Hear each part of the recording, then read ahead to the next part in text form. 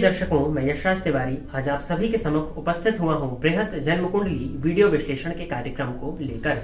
एक लंबे गैप के बाद ये कार्यक्रम आज आप लोगों तक पहुंच रहा है।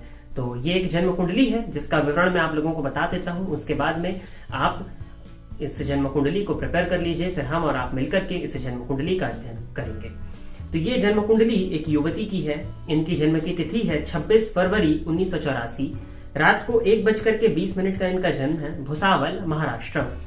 तो मेनली इनके प्रश्नों की तरफ मैं गया तो इसमें स्वास्थ्य से संबंधित परेशानियां इनको ज्यादा दिखती हैं, तो उस विषय में हम चर्चा करेंगे। तो आप एक बार जन्म कुंडली का निर्माण कर लीजिए। 26 फरवरी 1984, 1:20 AM और भुसावल, महाराष्ट्र। मैं आपको इनके जन्मकाल के पंचांग के बारे में बता देता हूँ। ये रविवार के दिन जन्मी है, लेकिन ज्योतिषीय वार इनका शनिवार गिना जाएगा, कारण कि इनका जो जन्म है वो सूर्योदय से पहले का है। तो 26 फरवरी अंग्रेजी तारीख के हिसाब से तो रविवार देखने में आएगी, परंतु ज्योतिषीय वार के हिसाब से ये शनिवार माना जाएगा, क्योंकि इनका जन्म सूर्योदय से पहले का और रात को 12 बजे के बाद का है। और सूर्योदय से पहले का जन्म है, ये मैंने आपको बताया। फाल्गुन मास में कृष्ण पक्ष की 10वीं तिथि को मूल नक्षत्र के तृतीय चरण में जन्मी है ये। राक्षसगण, धनु राशि, ये अग्नि तत्व की राशि है। गुरु राशिश होते हैं और कुंडली इनकी बनती है वृश्चिक लग्न की।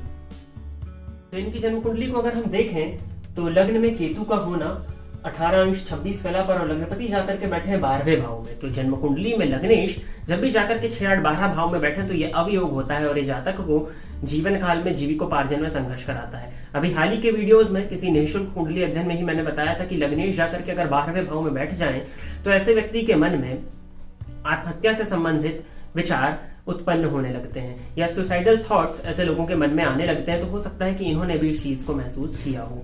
साथ ही साथ अगर हम आगे बढ़ते हैं तो द्वितीय भाव के अधिपति द्वितीय भाव में बैठे हुए हैं, ये प्लस पॉइंट है।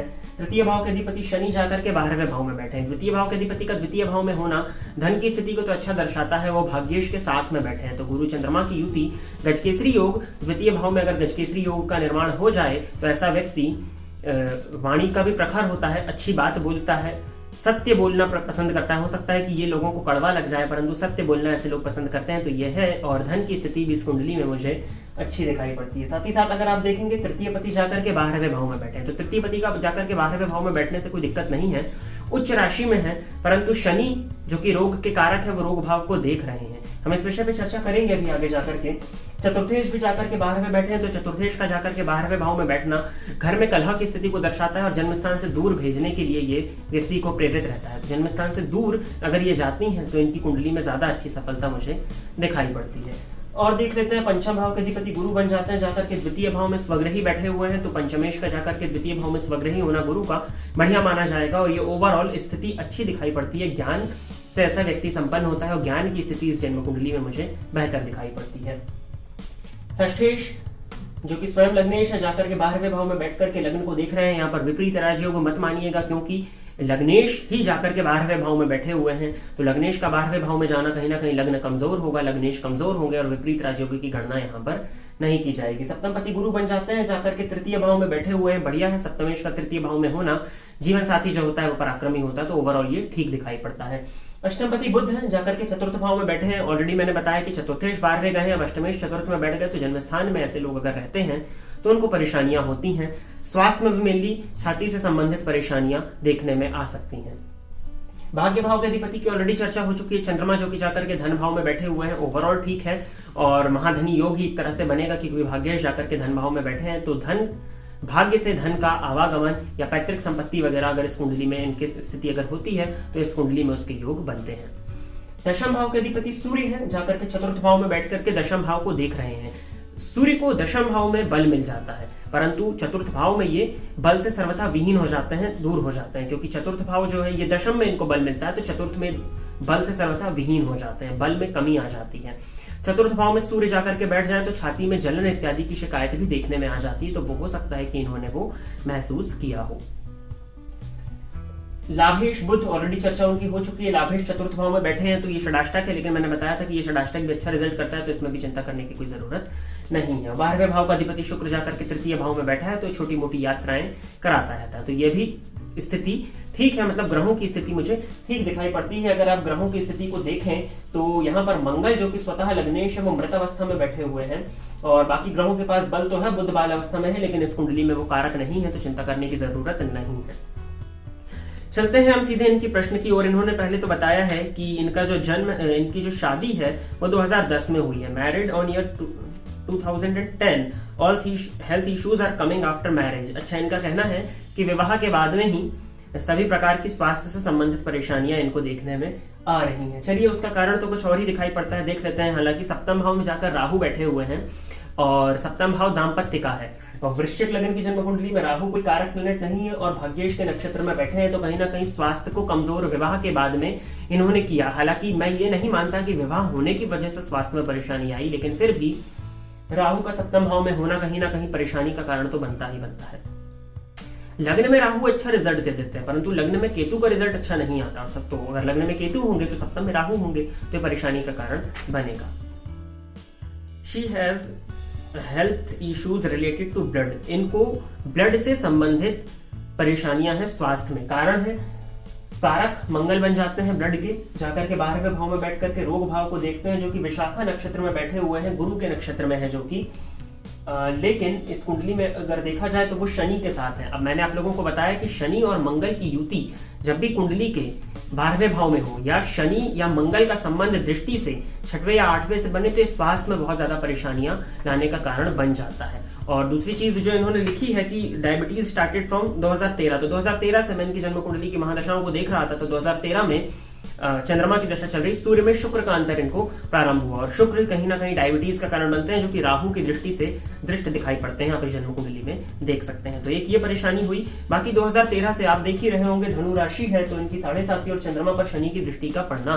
चंद्रमा पर शनि की दृष्टि पड़ी, शनि जाकर के 12वें भाव में बैठे हैं। हालांकि 12वें भाव में शनि कारक हो जाते हैं यहाँ उच्च राशि में, परंतु मंगल के साथ है। मंगल के साथ में शनि का होना विस्फोटात्मक स्थिति को उत्पन्न करता है, तो इसने हॉस्पिटल के खर्चों को बढ़ा दिया। और 7.5 आई तो वो जागृत हुए शनि, और तीसरी दृष्टि चंद्रमा पर होने से मानसिक अशांति भी कहीं ना कहीं बढ़ी होगी। तो आप डायबिटीज के रूप में शुक्र को तो देख ही रहे हैं, चंद्रमा जो कि नवमेश है, उन पर शनि की दृष्टि का पड़ जाना भी कहीं ना कहीं मानसिक अशांति, खर्च की अधिकता, धन भाव को देख लिया उन्होंने विदेश भाव, व्यय भाव से बैठ करके, तो धन के खर्च को इन्होंने बढ़ा दिया। कुछ ऋषियों के मत में आप षष्ठ भाव से भी देख सकते हैं डायबिटीज का जो विचार है, तो वो भी मंगल जाकर के शनि के साथ में पीड़ित हो रहे हैं, तो डायबिटीज की स्थिति इस कुंडली में बनती थी, तो वो यहाँ पर दिखाई पड़ रही है।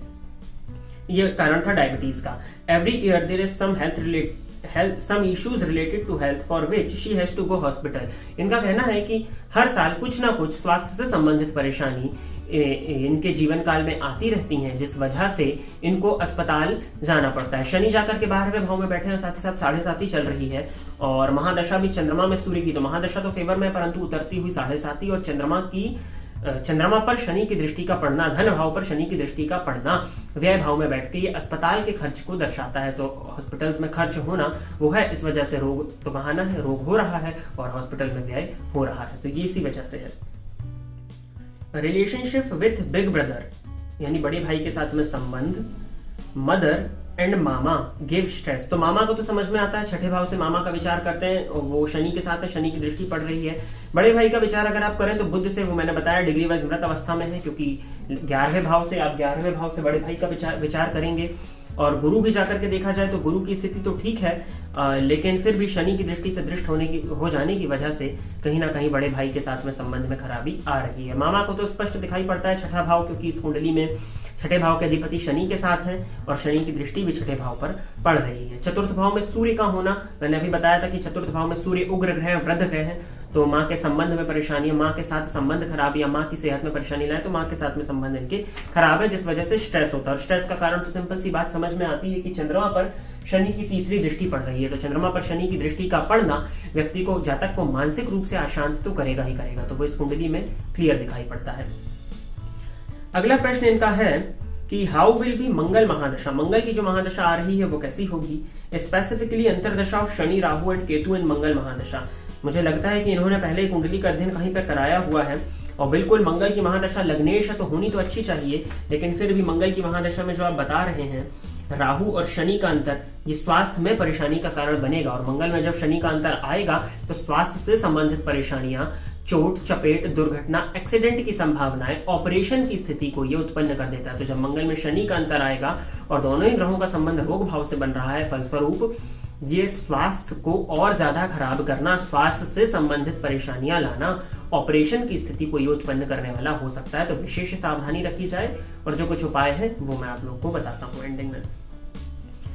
और is there any major health issues will come और any life threatened incident will come. देखिए, लाइफ थ्रेटेंड इंसिडेंट की बात तो मैं नहीं कह सकता यहाँ पर, क्योंकि शनि उच्च में है। हालांकि नवमांश में वो शनि नीच राशि में दिख रहे हैं, जो कि ठीक नहीं है, परंतु तृतीय से तृतीय अगर आप देखें शनि, और वहां जाकर के शुक्र बैठे हुए हैं जो कि सप्तम भाव है, तो आयु में बहुत ज्यादा चिंता नहीं दिखती है। अष्टम भाव पर गुरु की दृष्टि भी पड़ रही है, लेकिन फिर भी ये जो स्थिति है, ये मंगल शनि और षष्ठ भाव पर दृष्टि जो पड़ रही है, ये ऑपरेशन टेबल पर जान जाने की संभावनाओं को दर्शाता है। तो हाँ, जरूर यहाँ पर आयु को लेकर के हमको थोड़ा सा विचार करना होगा, क्योंकि नवमांश में भी शनि जो है वो नीच राशि में बैठे हुए हैं। निसंदेह वो उच्च के दिख रहे हैं, परंतु नवमांश में आप देखेंगे तो नीच के, फलस्वरूप वो नीच की तरह ही प्रभाव दे रहे हैं। हालांकि षडबल में शनि का बल है, तो आयु को लेकर सुरक्षा तो है, अभी तक ये चल रही है, परंतु लग्नेश जाके बाहर पे बैठे हैं, लग्न पीड़ित है, कहीं ना कहीं आयु में दिक्कत है और आयु में परेशानी दिखती है। अब ये स्वतः सिद्ध बात दिखाई पड़ती है कि जो व्यक्ति इतने लंबे समय से स्वास्थ्य की वजह से परेशान है, तो हाँ, कहीं ना कहीं शरीर में कमजोरी,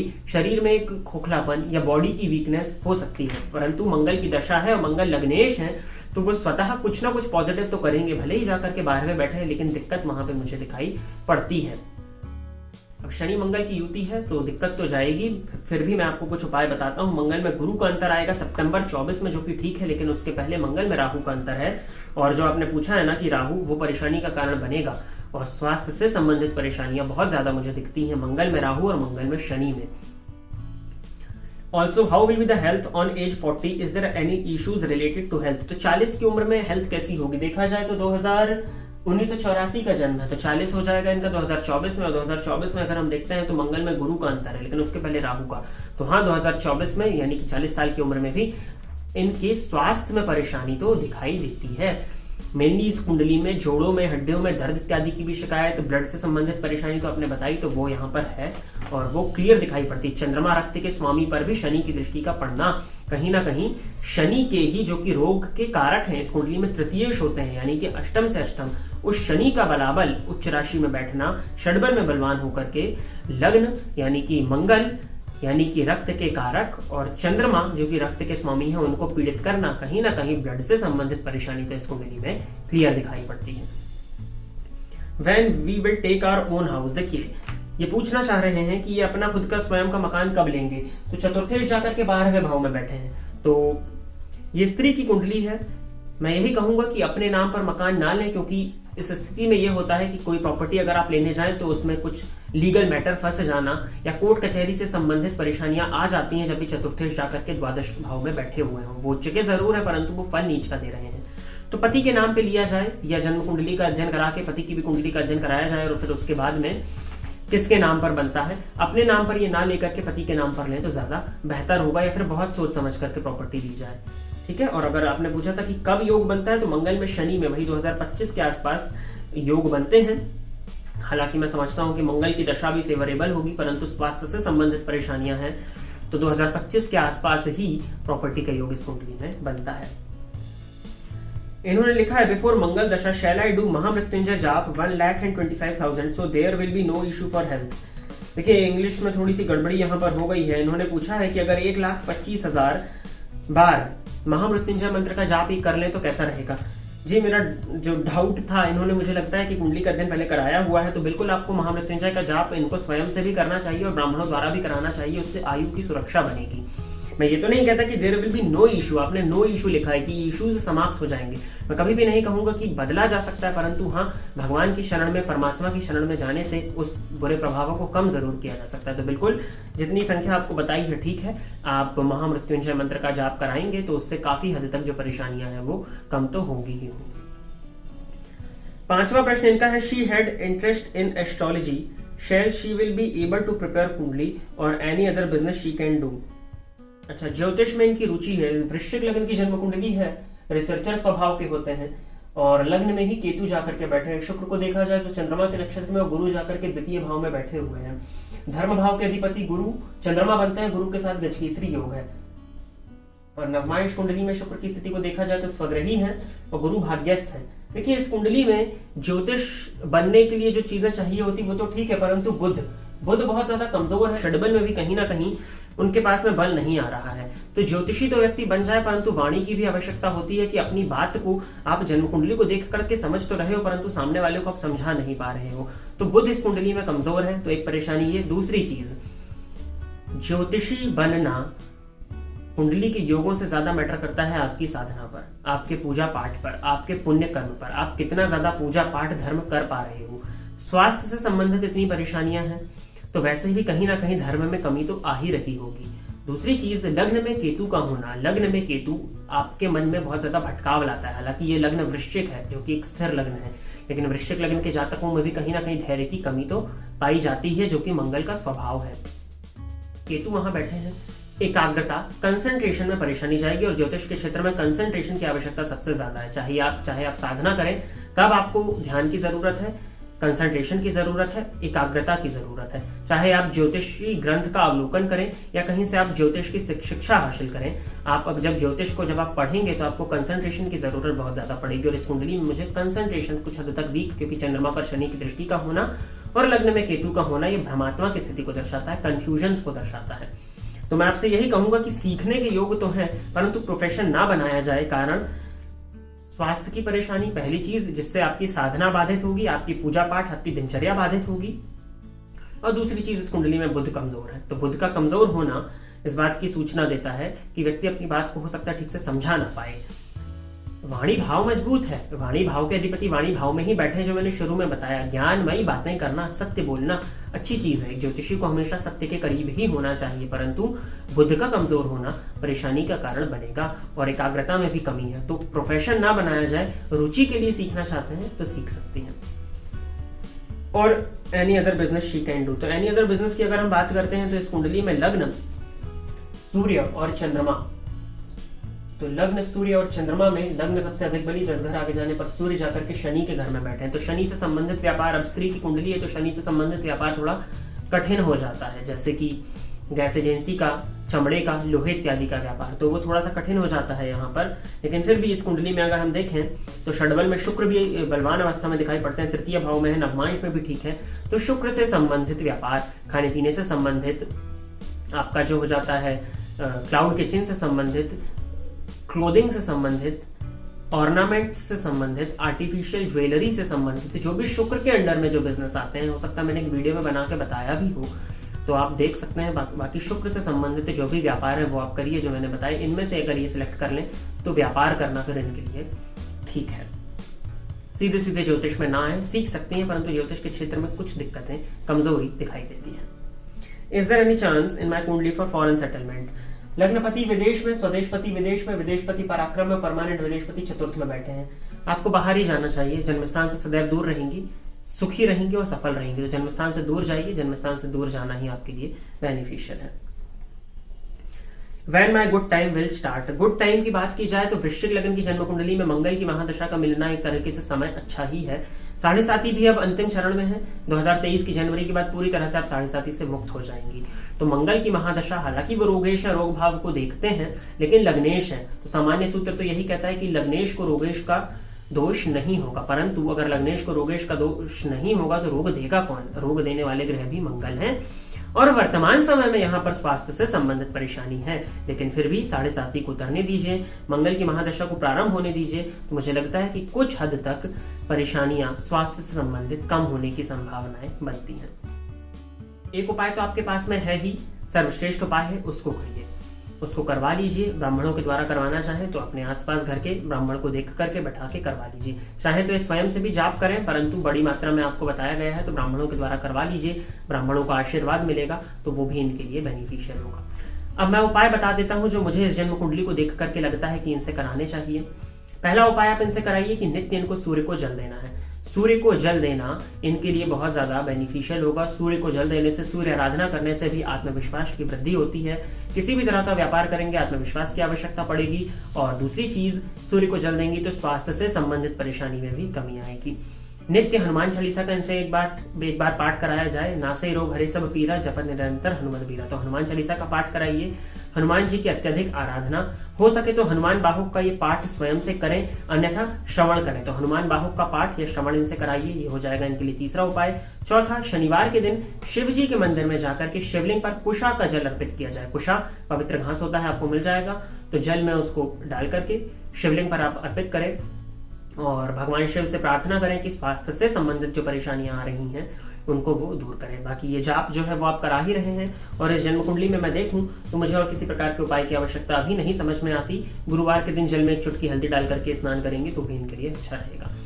तो यही उपाय हैं, इतने ही उपायों को इनसे कराया जाए। स्वास्थ्य का बहुत ज्यादा ध्यान रखा जाए, डॉक्टरी देखरेख में रखा जाए, और ज्योतिषी उपाय जो मैंने बताए वो कराया जाए। मंगल की महादशा में राहु और शनि का अंतर जो आएगा वो परेशानी का कारण बनेगा। तो प्रिय दर्शकों, ये था एक स्त्री की जन्म कुंडली का अध्ययन, जिनको स्वास्थ्य से संबंधित परेशानियां थी। उपाय मैंने आपको इनको बताए। अगर आप लोगों को भी लगता है कि कोई उपाय, आप लोग भी जन्म कुंडली को देख रहे हैं, ज्योतिष को सीख रहे हैं, अगर आपको लगता है कि कोई उपाय इनसे कराया जाए, इनकी परेशानियों को, स्वास्थ्य से संबंधित परेशानियों को हम कुछ हद तक कम कर सकते हैं, तो कॉमेंट सेक्शन में उन उपायों को लिखना मत भूलिएगा। तो आज के लिए बस इतना ही रखते हैं। पुनः आप सभी के सम्मुख एक नए विषय को लेकर के मैं उपस्थित रहूंगा। तब तक के लिए इजाजत दीजिए। नमस्कार। फोन पर बात करके कुंडली दिखाने के लिए एवं ज्योतिष से संबंधित अन्य सर्विसेज के लिए आप स्क्रीन पर दिए गए नंबर पर कॉल या व्हाट्सएप करके पर्सनल अपॉइंटमेंट ले सकते हैं। अब आप YouTube के साथ साथ Facebook और Instagram पर भी मेरे अकाउंट को फॉलो कर सकते हैं, जहां पर आपको ज्योतिष से संबंधित जानकारी मिलती रहेगी।